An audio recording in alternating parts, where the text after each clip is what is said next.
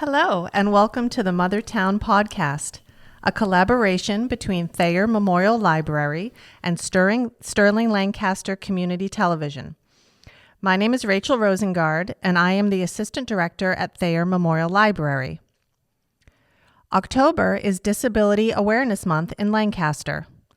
Thayer Memorial Library, working along with Lancaster's Commission on Disability, looks to increase exposure to the lived experiences of those with disabilities. The Lancaster Commission on Disability aims to educate our community on resources available to them and encourages conversations about living with or caring for individuals with disabilities. This year, Accessibility Awareness Month focuses on ways in which disabilities can affect many of us, whether directly, through our loved ones, or unexpectedly. My guests today are Mike McCue and Daryl Blaney from Lancaster's Commission on Disability and John DeRienzo from Solace RNovations, who will educate us on ways to make our homes more accessible. Welcome, gentlemen. Welcome. Thank you. Thank you. Let's begin with a question for Mike. Why has the Commission on Disability taken on community awareness as this year's Disability Month theme? Well, actually, community awareness is a theme for every Accessibility Awareness Month. But this year we took on the topic of making the home accessible, or actually one of the topics we decided to take on was making the home accessible, because we hadn't really covered that in other Accessibility Awareness Months. So we thought this would be a good topic, and as we kicked around some of the options. So that's the main reason why we're doing it this month. And it is all about awareness each October, to involve the community and talk about issues and themes that sort of revolve around accessibility for persons with disabilities. So that was the reason. Great. John, let's turn to you. Your business, Solace RNovations, seems unique. Tell us when and why you started the business and what services you provide, and also tell us about Carol. First of all, thanks for inviting us here today.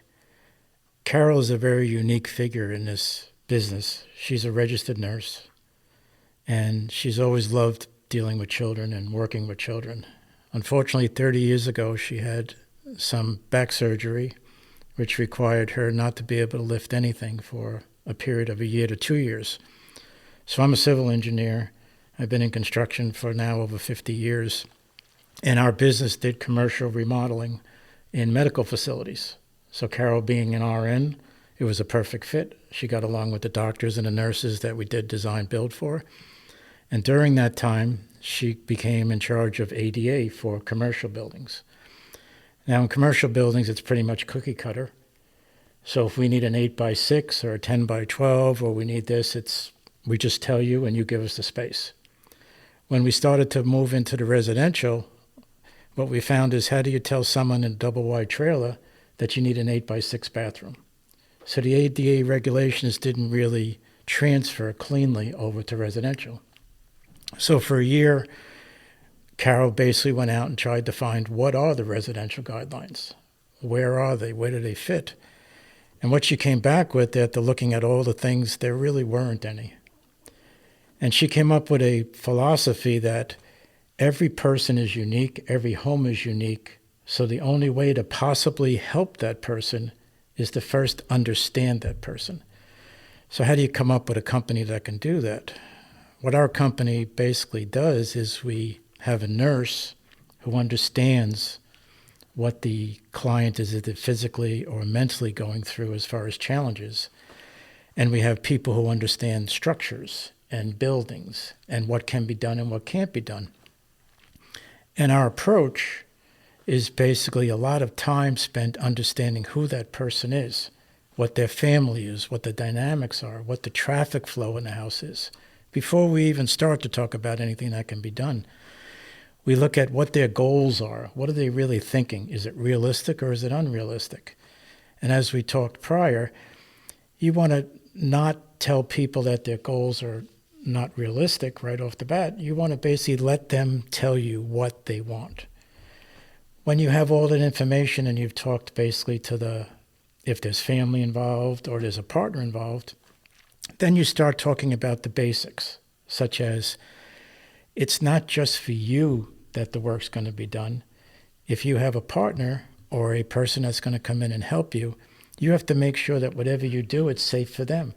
Because what we found is the number one person that gets hurt once, say, a person like me goes down 6 foot, and my wife has to take care of me 4 foot, 10, she's the one that gets hurt. Now what do? Both parties are in bad shape, so any remodeling or renovations you did is worthless.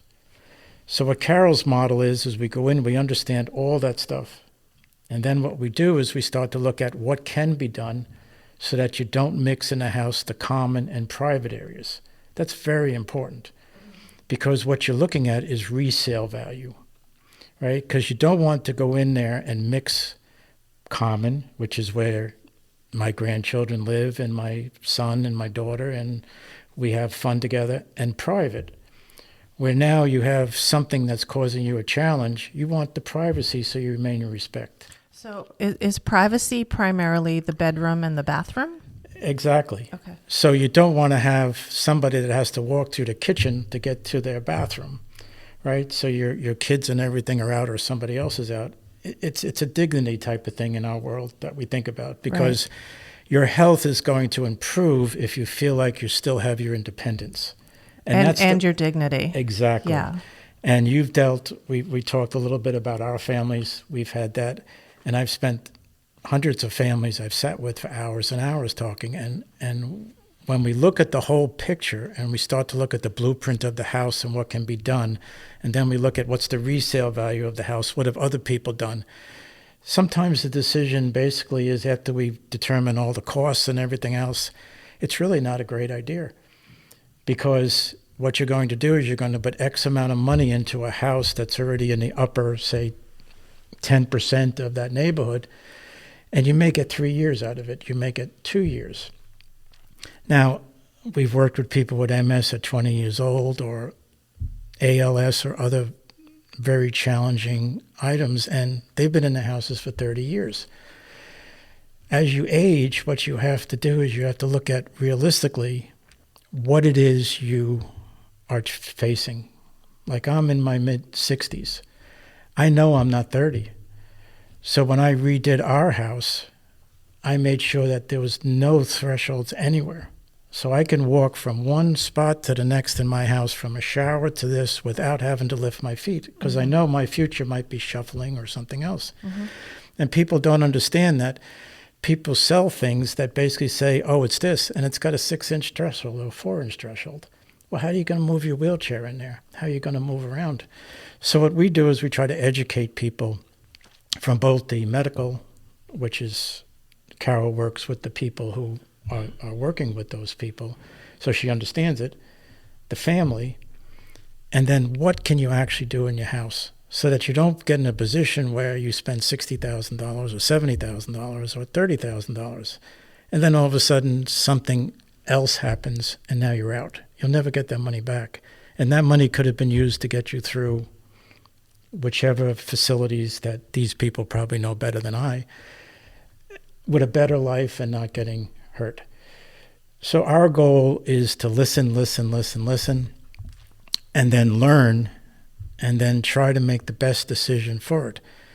Now, after COVID, what's happened in our business is that prices have tripled. And a lot of people can't afford renovations anymore.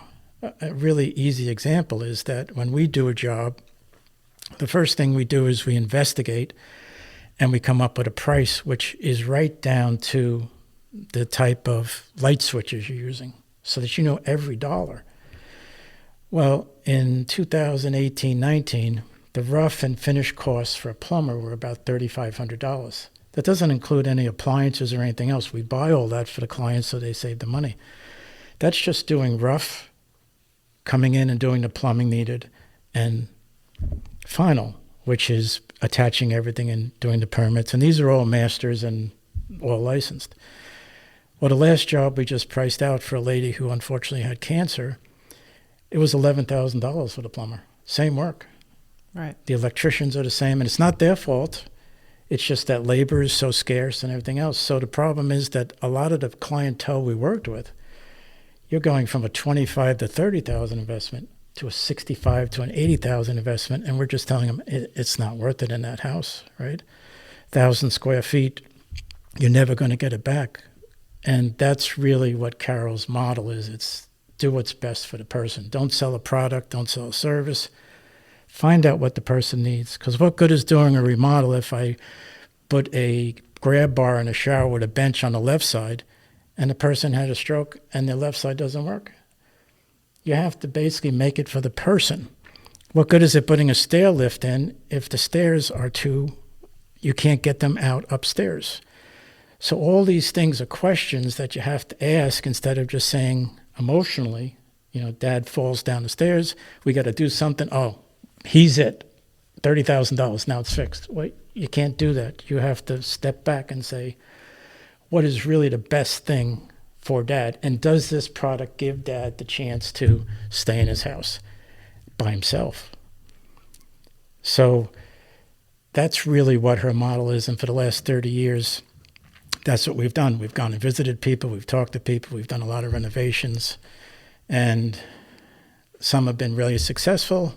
Some have not, because you can't tell the course of some of the challenges people have. But what her motto is that we're not going to do anything, and we've walked away from jobs because people just don't accept where they are at this point. And that's the hardest part, because I'd like to be 30 again. I'm not. And when you go in and you have somebody who is fighting these horrible things or these challenges, you don't want to immediately attack and say, you got to do this, and you got to have this thing that looks sterile like a hospital. You can make it look beautiful, just like $1 million home, even if it's a double wide trailer. But you have to gear them towards that. Because if not, what they're going to do is they're going to want what they always wanted, something that fits their what they like, I want this thing with this fancy stuff. Well, that fancy stuff's going to kill you, right? So that's really the hard part of our business, is turning people very slowly so you don't turn them off. Because the internet today, everybody's a genius. The TV today, it's done in one day. I need 12 inspections to do it. I'm not getting that in one day, right? On TV, it's done in a day and a half, and people say, wow, look at that. Why can't you do that? Well, because I don't know in Lancaster, but I'm not going to get those permits in Worcester in a day, right? I need electrical. I need all these different things. So it's making people understand, I know it's tough. I know it's emotional. I know you want the problem solved, but you have to think, and you have to educate yourself, and you have to talk, and you have to deal with, like these gentlemen here who are on the Council of Aging. You have to go to your town where you have aging in place people and you have different things that you offer, and really research it. Because if not, I guarantee you there's a good shot that it's not going to work. It must be an incredible emotional investment for you and Carol to take the time to work with your clients and potential clients to set up realistic expectations of how people can stay where they most want to be, which is in their own homes. So that's a really good question, because from a personal standpoint, it comes natural for Carol as a nurse who's a loving person, right? She's a nurse for the reasons a nurse becomes a nurse. She wants to help people. I'm an engineer, right? Black and white, get it done.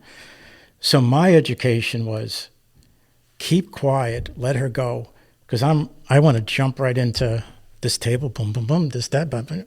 And what I learned over the time is I morphed into her, in that I just sit back. I don't care about this stuff. I can tell within the first 2 hours if it's going to work or not.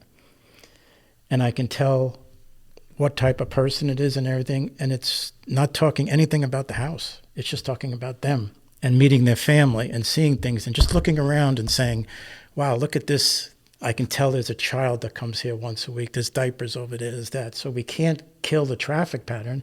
So we have to find somebody that those diapers are for and find out what path are they going in. And she kind of geared me into that. Because if I just did it by myself, I would have failed, because I would have just came in and said, no, you don't want to do it by. Right. She leads people to the destination where they need to be. Exactly. Yeah.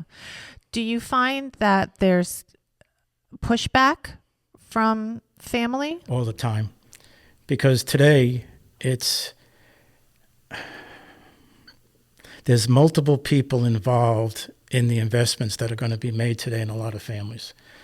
So you may have mom and dad or mom who basically want this done, but you have to ensure that you understand, is there a trust involved? Is there this? Is there that?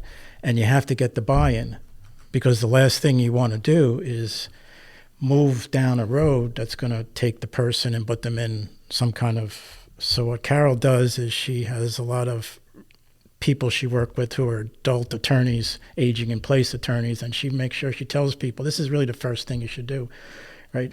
What is your house? Well, we have nothing. Well, it really should be in a trust now, because it's a 5-year look back in this state if you go into a nursing home. So you should go to an attorney who's not just an attorney, but someone who is an expert in aging, is an aging one. So they know how to make your assets work and your family's involved. And those are the easiest to work with, because we know exactly this is who owns it, this is who we got to get approvals from. We've had a lot of, unfortunately, things where family has come in and this one said yes, this one said no, and we've had to walk away, because you can't do it, because everybody has to buy in. Right. It's a family thing. Right. Yeah, sure. Do families or your potential clients typically assume that it's too difficult and expensive to make their homes accessible?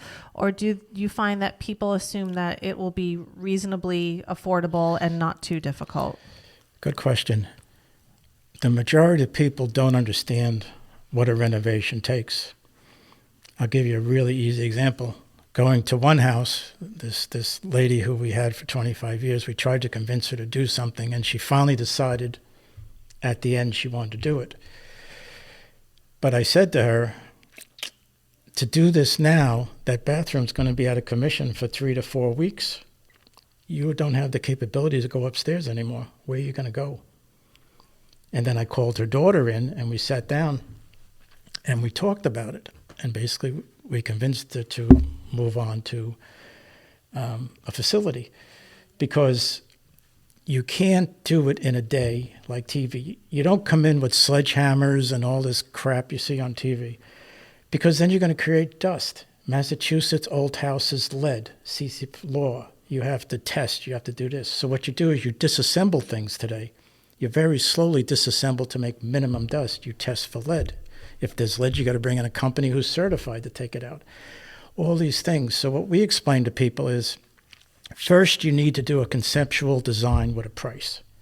And a conceptual design is basically something that you have the complete plans prepared. You have everything down to the tile you're using and the color of grout. And you see it's going to cost you $35,000, $65,000, $70,000. And at that point, you say to yourself, is it worth it? And then we say to them, realize there's this many inspections. And the most important thing, Rachel, is I tell people, that's not the price. Because you're going to have X number of inspections in the house. And what happens is, if an inspector comes in and sees something in your house he doesn't like, he could tell you have to do it. And I learned very young, I'd say, but that's not part of my job. Well, I'm not going to have an unsafe condition. So I have to go to them and say, it's going to cost you $2,500 now to upgrade all of your smoke detectors in all your bedrooms and hardwire it. Why? Because you're doing a certain percent over, he considers it. Now, it didn't make me do that in this town or that town. It's all subjective. Now, it's not bad things they're asking to do, but you can't say the job is $10,000 or $15,000. I always say 15%. If you can't afford 15% put aside, don't do it. Right. It will always cost more than you think. Or it'll come in exactly what we think, but we can't control inspectors. And I can't see inside your walls. Right. So I opened up, this is the most amazing thing I saw my whole life. Brick house, sheetrock inside, right? Framing. The guy says, it seems like my walls are moving. Well, when you do brick, you have to leave a gap, right? Right. They didn't leave a gap. So when I opened up the sheetrock, I was looking at the brick. There was no framing or sheathing. So the problem is that guy's job was going to be X. When you opened the wall up, there was no framing. Mm-hmm. So it was 10 times more because you had to bring a specialty company in. So I tell people you have to realize, especially if your house is old, you could have knob and tube wiring in there, right? Right. If your copper is from 1940, when we open it up, so you have to put that money away. So now you're looking at, well, it could cost me $30,000 plus maybe another $5,000. Again, what's the other alternatives? And that's what these gentlemen will talk about later. Right, right. What are some of the common projects that folks tend to undertake to make their homes more accessible? So mainly getting in and out, right? Because you can walk through.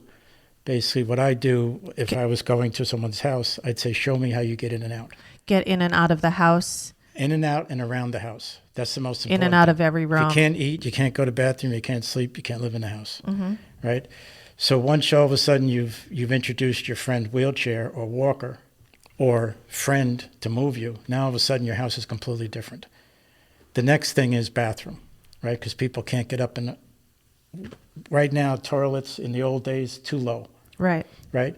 So when you go and your knees are past, right, 0 degrees and then it goes down, you can't get up. Right. So you want to Raise, turl it, rather than raise the ADA toilet, toilet yeah. that gets you up so it lifts you. Grab bars. And then what we talked about before, most doors and bathrooms open in. Well, what happens if you fall against it? So just make that a pocket door or a barn door or something for the time being so you Right. can get out. Simple things. Right. Do homeowners typically know where and how they should start making their homes more accessible? Or do you find that people come in or come to you and they're really naive about their physical living situation? Well, 20 years ago, maybe yes, but today the internet, they can look at everything. And the problem is that there's so many things on the internet and so many things are not vetted that you don't know what. Right, so you're bombarded with 9,000 things. I mean, there's things that use suction cups, and you're supposed to put 300 pounds on it. I mean, it's just, I don't want to say what it is, but I mean, it's just, it doesn't make any sense, right?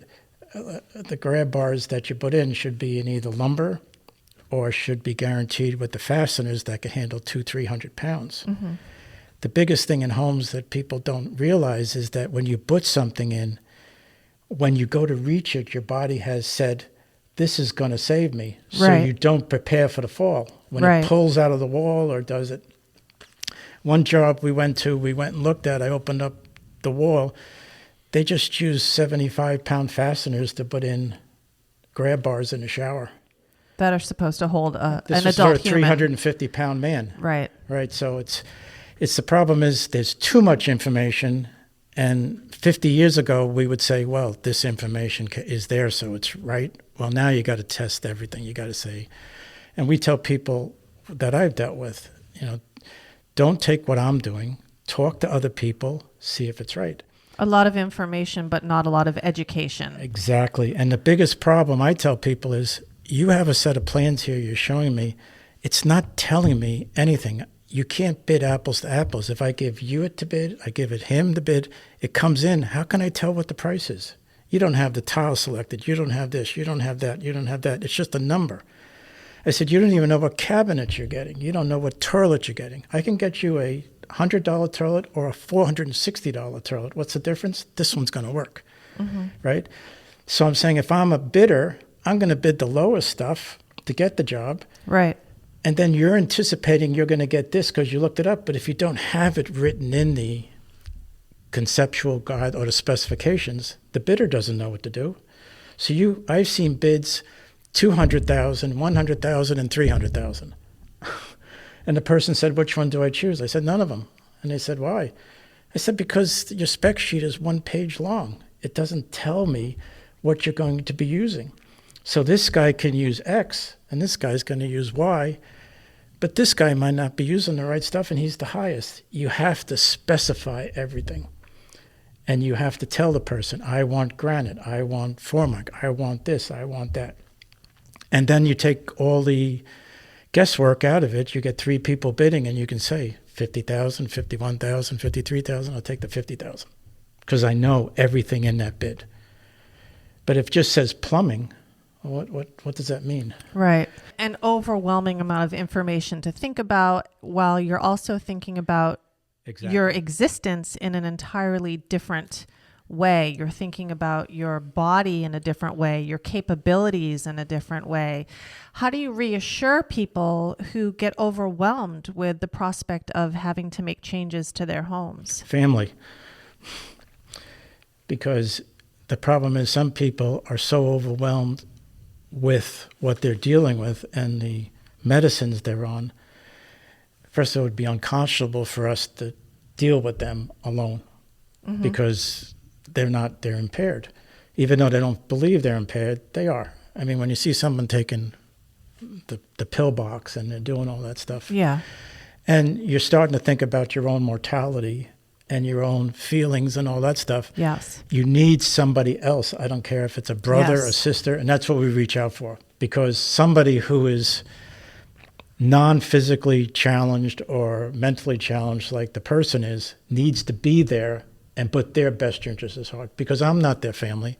You're trusting that I do that? Well, like I tell people, I have great contractors, but I don't know what happened yesterday. Maybe they lost $100,000 on a bet or something, and they come in. So I watch everything, and I watch them. Family is supposed to be family, right? So you got to have somebody there that's saying, all right, this is in the best interest of Dad. You know what? I think I could do better by having him move with me to Tampa or something else. And that's where the decision-making we try to go to. Right. And two, someone whose life is changing, they may not be able to see things objectively.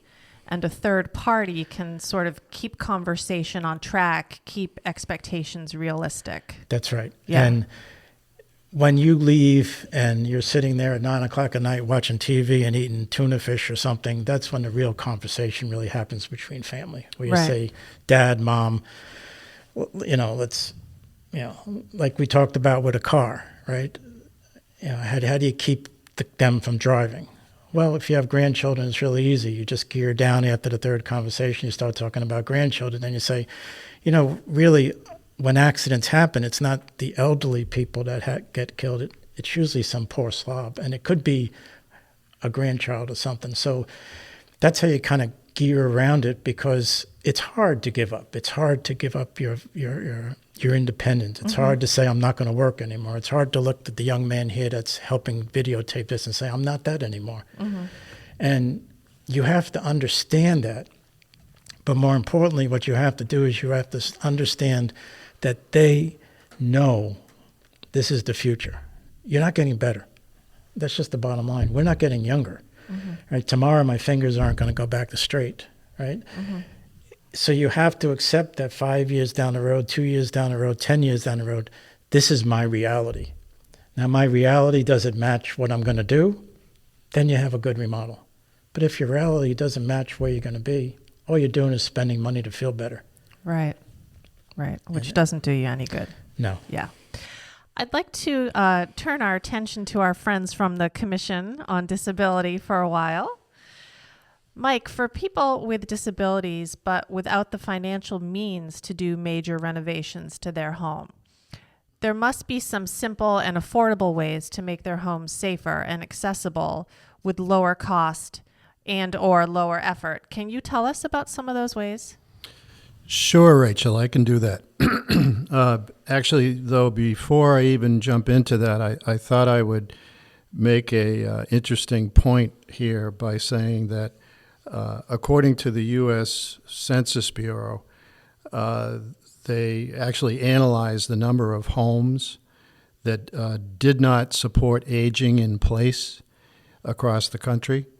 And actually, New England is the lowest. This is an interesting factoid. And maybe the reason for this is because a lot of the homes are older And so if the homes are older, just like John was mentioning, brick inside the walls and so forth, things like this, it can be more of a challenge to make those homes accessible. So New England is only somewhere between 6 to 7% of the homes support aging in place. So what that means is there's a whole cadre of things that need to be done to make these homes more accessible.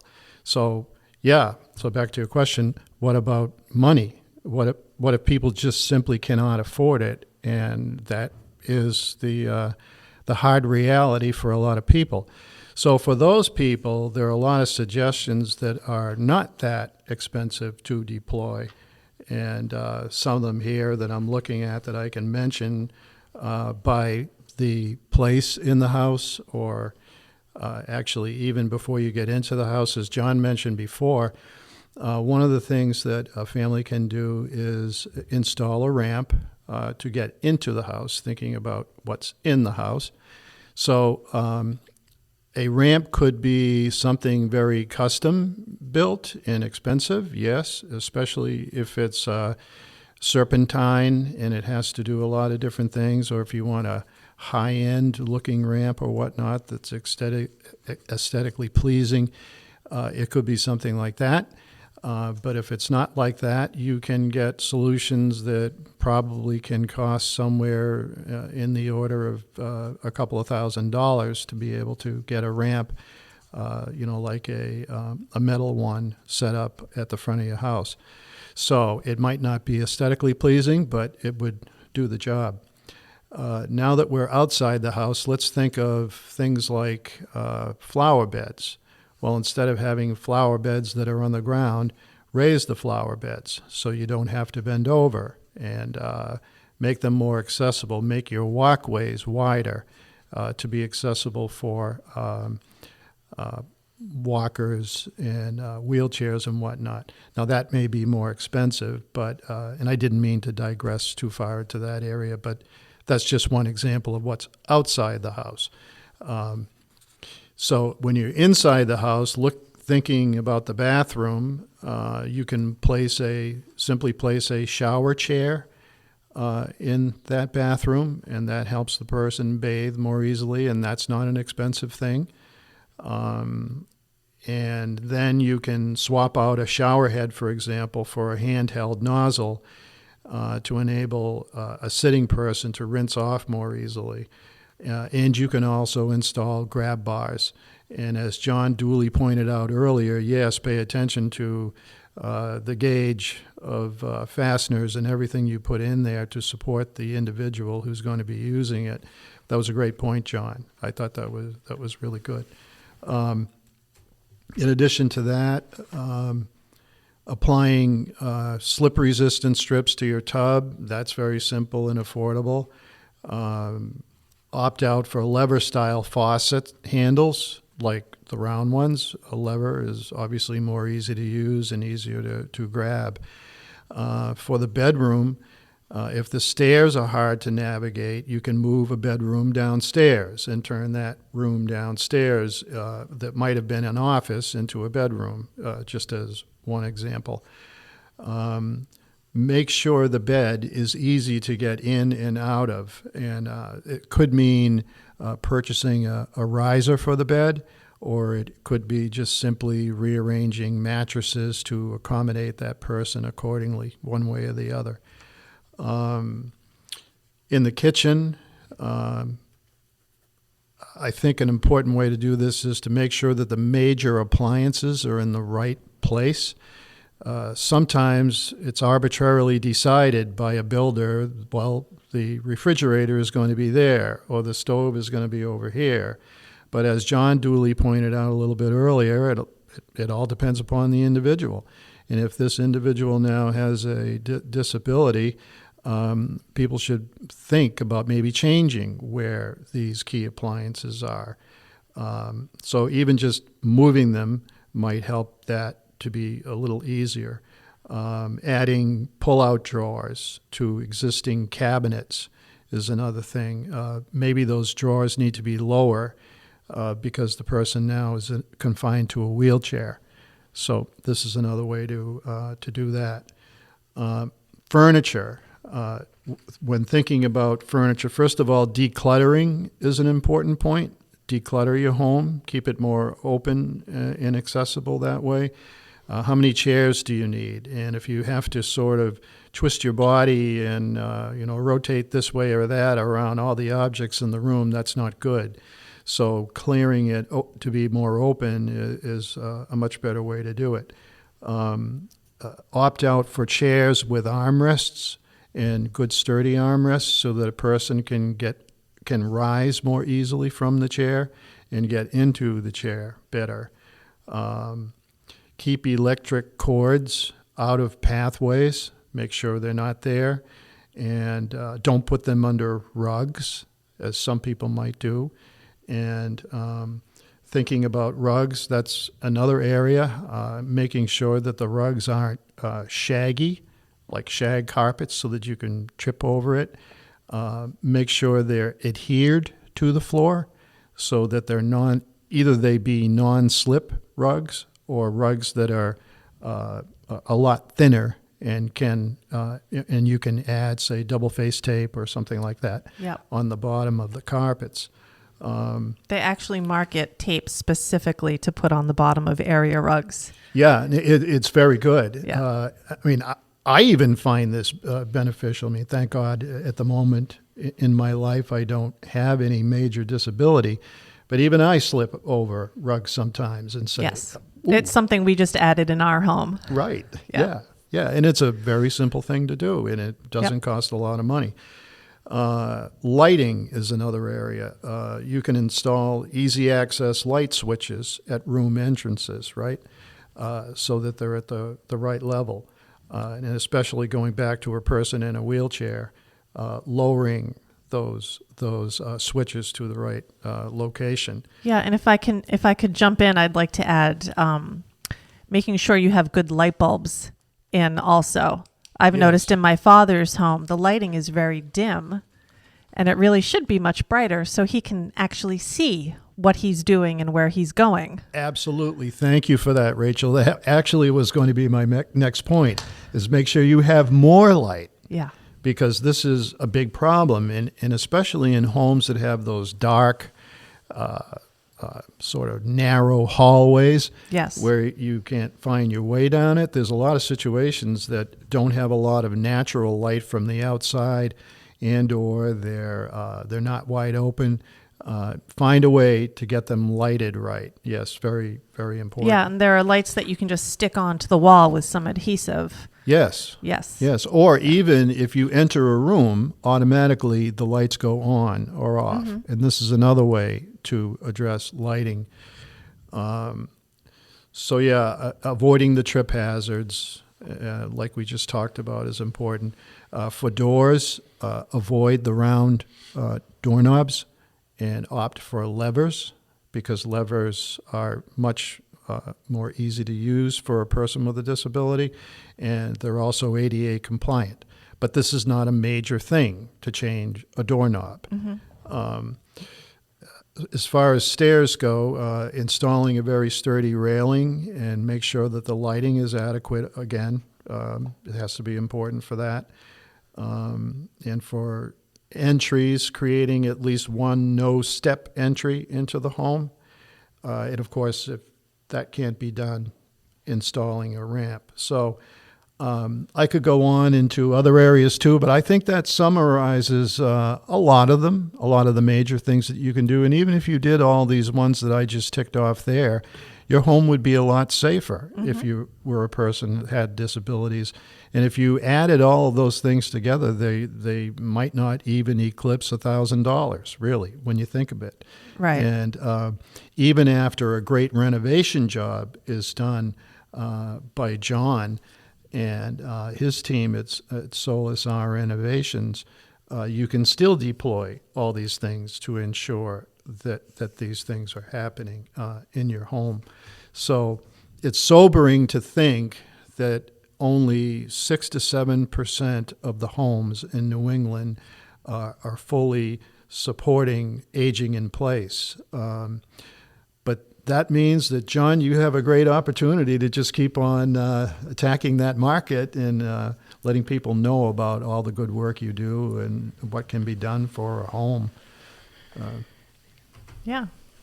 And So we're having these conversations, and I see dollar bills flying everywhere. Daryl, can you tell us about public resources and funding available to assist homeowners who need renovations and updates? Sure. It was actually fairly easy trying to find some information on that. I want to talk about a couple of them in particular. Used to be Angie's List. It's just Angie now. Had a lot of good information on accessibility modification grants to help those with disabilities have more freedom in their homes. And it's on the Angie website. And home modification grants can cover a wide range of accessible modifications, such as wheelchair ramps that we've been discussing, lowering kitchen cabinets, installing chair lifts, those kind of things. They would also be available through federal and state government, as well as private organizations sometimes.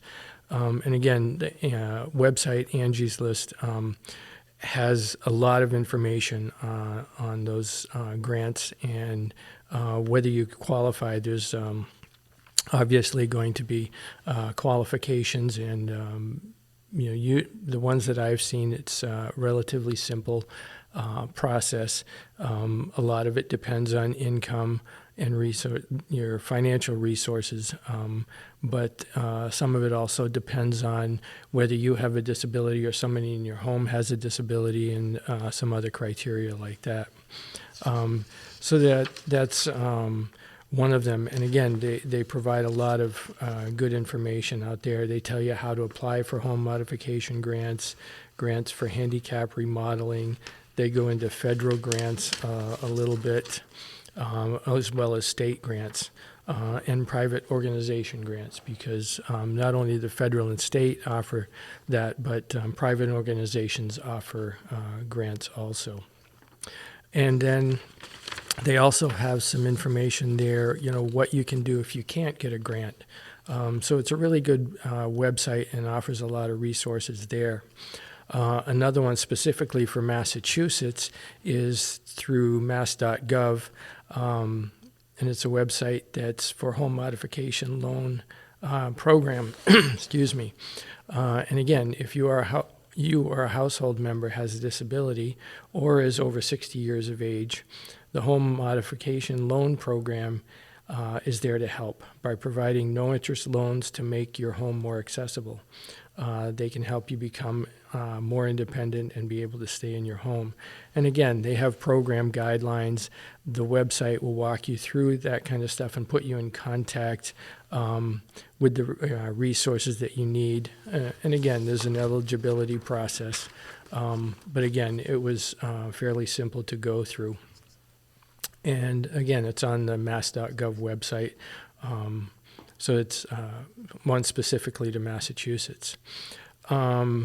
There are also on the NerdWallet website, it had information there on resources for loans and other home modification grants. There's also on the mass.gov website a place where you can go for weatherization assistance to weatherize your home if your home is older and hasn't been properly weatherized. They provide a lot of resources there. Also through Housing and Urban Development, HUD, I believe it is, which is a federal and state program. They have resources also. And I found a website, Administration for Community Living. The print was just a little small there, so it took me a minute. But they have a list of funding sources for home modification, specifically for Massachusetts. And it's several pages, front and back, of resources that are available.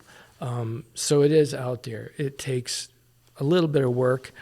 I simply Googled assistance or for making your home more accessible, resources for assisting that and funding. And you get quite a bit.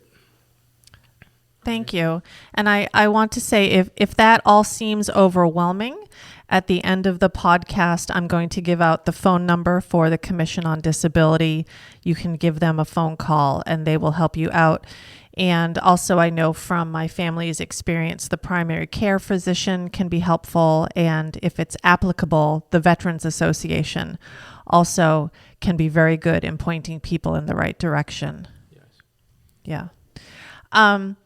So I'd like to know, John, from you, can you tell us about some projects that you're working on currently or have worked on recently with folks to help make their homes more accessible to age in place, as you were saying earlier? Sure. After doing all the stuff we talked about before, a big number of jobs are converting first floor offices to mother-daughter type houses, because what we tell people is that is definitely sellable and it definitely adds to the value. Define mother-daughter for us. So that's an old expression from the 50s or wherever.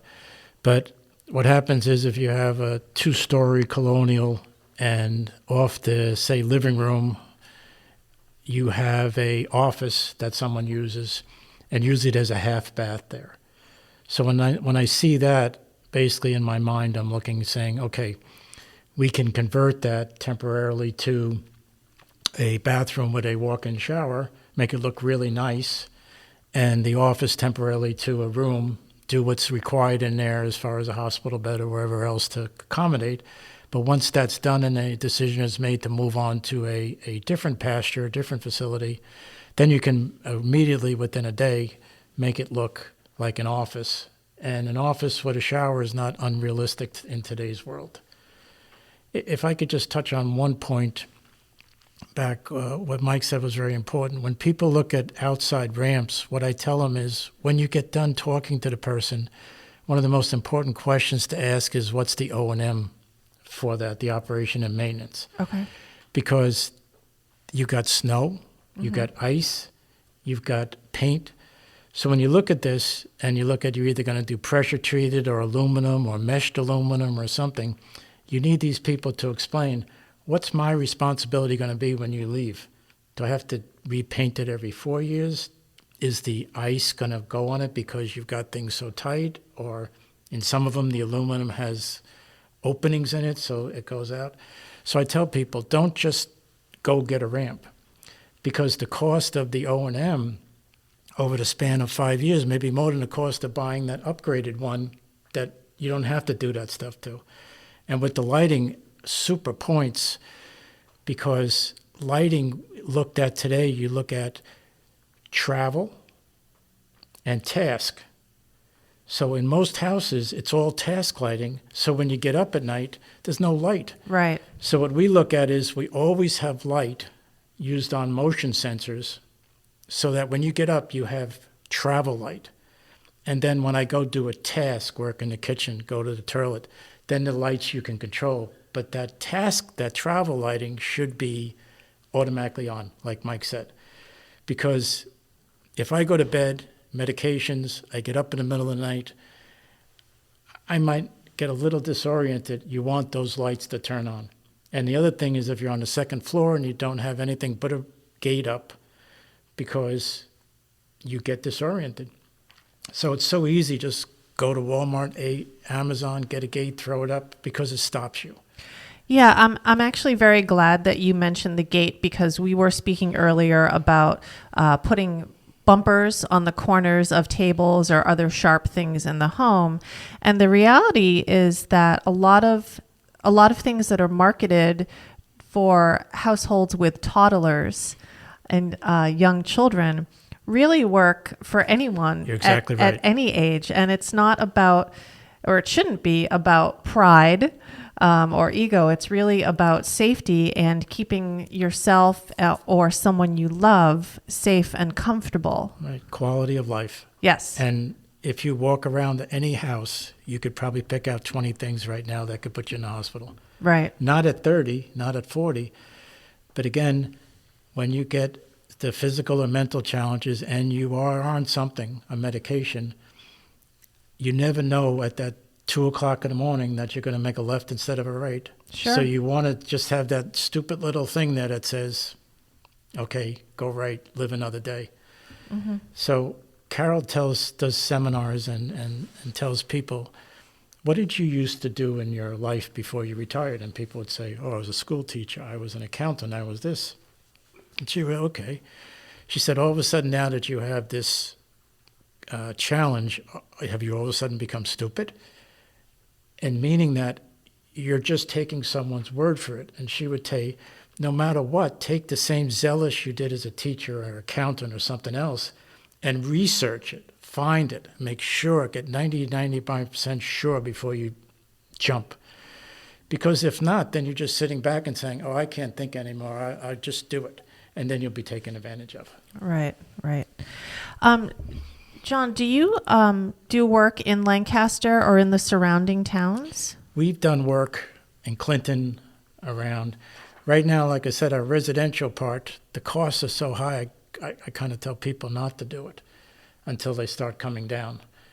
Because materials have, as you all know, you go to the supermarket and you're making decisions between what I have to eat and what I don't have to eat. Well, materials are the same way, and I'll give you a quick example. I built out a facility in 2017, and the flooring, the 4x8 panels were $39. I extended that another 3,000 feet in 2022, and they were $100 each.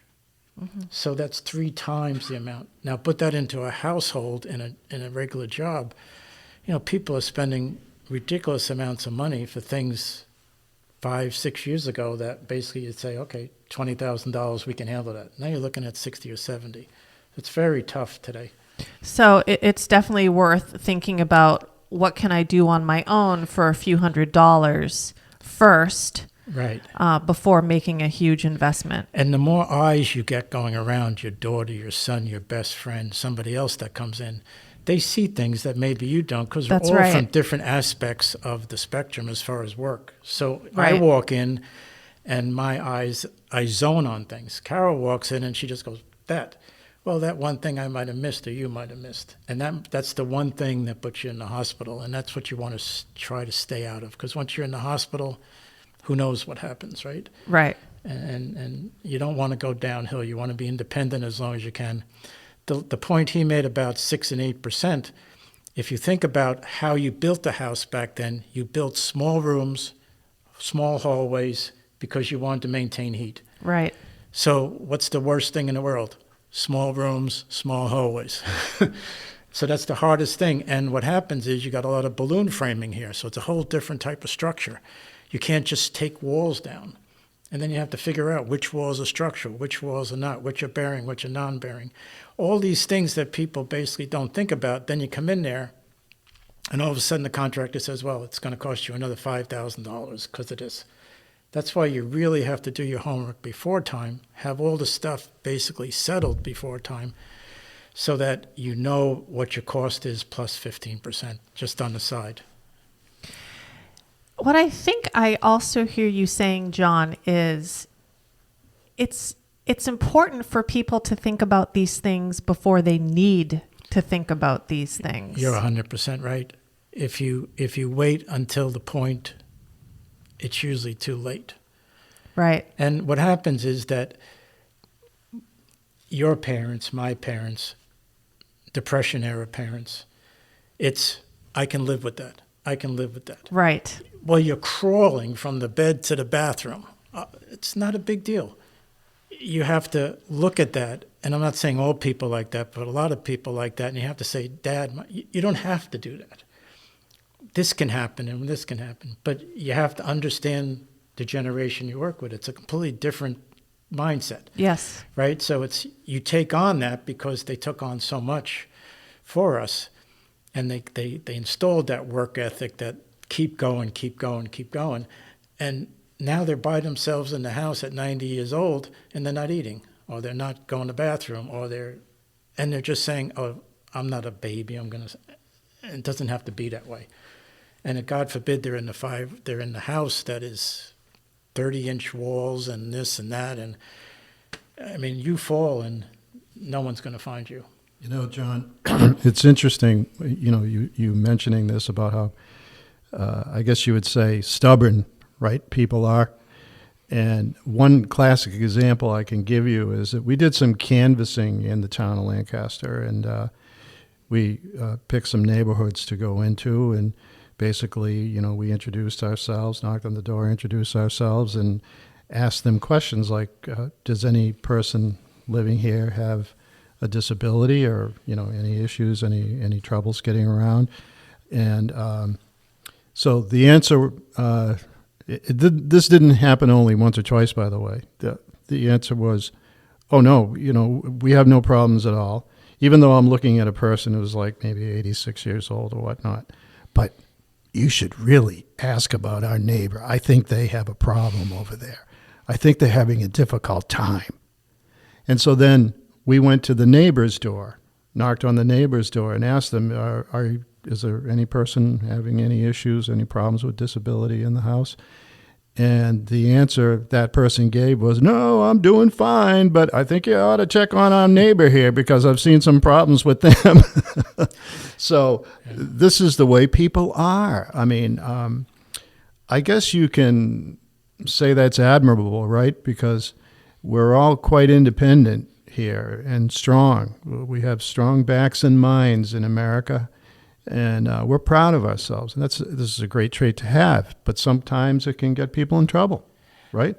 And this is just human nature. It's going to happen. Let me tell you something that changed that right now people say people are this and that, and they categorize and they do all this stuff, and they haven't lived long enough to realize everything's cyclic.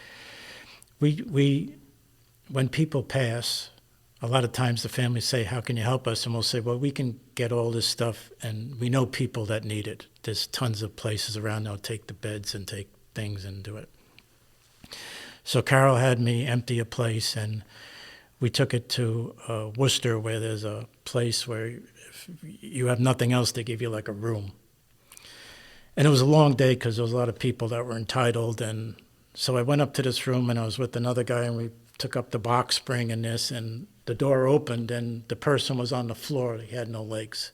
And he's saying, let me help you put this in. Wow. And all the problems I had at that point disappeared. Because I just told Carol, I said, he had to get off. He had nothing in there. So we were bringing him a chair and a bed. He was going across the floor, and he wanted to help. I mean, wow. Amazing. That's what I'm saying. The human spirit is phenomenal if you taught that you can move forward. And Rachel's point is, if you wait till the last minute, you're just putting it off, right? So if you're 50 or 55 and you want to stay in that house and you're completely healthy, I've met with tons of couples and just said, well, this is the potential 10 to 15 years from now, to give them the idea. But see, they're proactive in the point that they want to stay there. Because in reality, I've been with Carol since the early 70s, right? We've been together forever, right? I'm black and she's white. If all of a sudden she went down, I would be 100% dependent on my daughter or my sons to make the right decisions, because I couldn't make the decisions. If you came to me and said, give me $100,000 and take it. And that's what you have to understand, that people basically, if they don't plan, when that hits, you're going to take out your thought process, because all you want to do is take the pain away from Carol or from Rachel or from John, and you're not thinking right.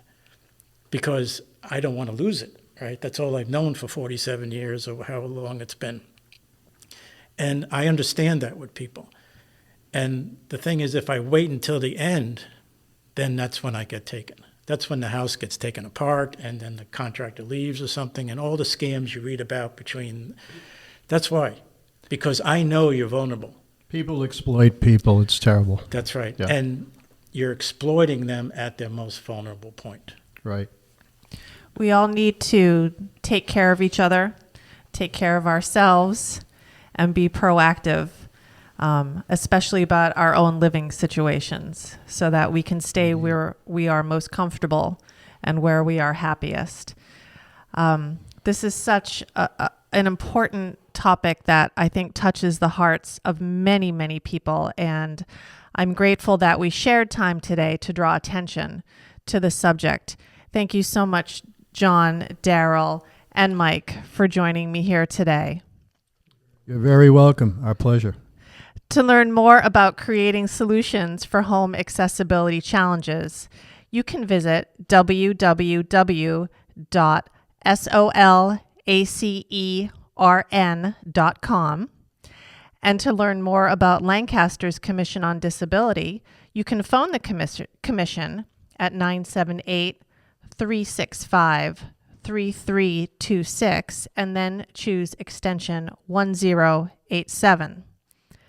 To learn more about Lancaster's ADA Awareness Month, visit the library or check out our webpage at www.thayermemoriallibrary.org.